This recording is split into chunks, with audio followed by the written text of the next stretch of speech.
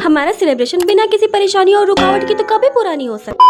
सो hey everyone, आज से सावन की शुरुआत हो गई और आज था मेरी बहन का जन्मदिन। तो हम आए थे इस वाले मंदिर में जहाँ मैं अपने बर्थडे में आना चाहती थी बट मैं आ नहीं पाई थी। और ये ब्लॉग भी बहुत ज्यादा लेट आ रहा है क्योंकि आजकल मेरा सब कुछ लेट चल रहा है। और यहाँ पूजा पाठ करने के बाद हम आ गए थे एक और पूजा करने, जी हाँ, पेट पूजा, क्योंकि हमें करनी थी थोड़ी सी शॉपिंग और हमें घर जाने में लेट हो जाता और काफी ज्यादा लेट हो भी चुका था। और यहाँ तक तो सब ठीक था, परेशानी की शुरुआत तो घर जाके हुई, जिसकी वजह से मेरी बहन के चेहरे पे 12 बज गए। तो पहले तो मेरी बहन मुंह बना के बैठी थी क्योंकि उसे समझ नहीं आ रहा था कि वो अपना बर्थडे कहाँ सेलिब्रेट करे, घर में या बाहर। और ये प्रॉब्लम सॉल्व होती है एक और प्रॉब्लम। तो हम हमेशा जहाँ से केक लेते हैं उन्होंने कहा कि आज केक नहीं बन पाएगा। और ये सुनते ही मेरी बहन बहुत ज्यादा अपसेट। तो किसी तरीके से मेरी बहन को मनाने के बाद हम निकल गए थे केक लेने के लिए, क्योंकि मैं नहीं चाहती थी कि आज उसका दिन खराब हो। और काफी देखने के बाद तो हमें ये केक पसंद आया बिकॉज हमारे पास इसके अलावा और कोई ऑप्शन भी नहीं था। फिर केक लेके हम पहुंच गए थे सीधे रेस्टोरेंट जहाँ मेरी बहन ने अपने कुछ दोस्तों को इन्वाइट किया था। एंड बाकी सारी हम सिस्टर्स, और पता नहीं ट्रेंड के चक्कर में क्या कबाड़ा बना दिया। एनीवे फिर मेरी बहन ने केक काटा, फिर हमने ढेर सारी फोटोज क्लिक करवाई और फिर हम बैठ गए थे खाना खाने। और खाने में हमने मंगवाया था चिली गार्लिक नूडल्स और पंजाबी मंचूरियन, जो कि कहीं से तो पंजाबी लग नहीं रहा है। उसके बाद हमने मंगवाया था पनीर मशरूम मसाला, कढ़ाई पनीर, और इन्होंने बोला कि नान नहीं हो पाएगा। मतलब हमारा कोई सेलिब्रेशन ढंग से हो ही नहीं सकता। तो हमने तवा रोटी मंगा ली, पर मुझे थोड़ा सा रिग्रेट हो रहा था कि तवा रोटी ही खानी थी तो क्यों ना घर पे मम्मी के हाथ की रोटी खा लेते। तो अभी के लिए बस इतना ही। Okay bye.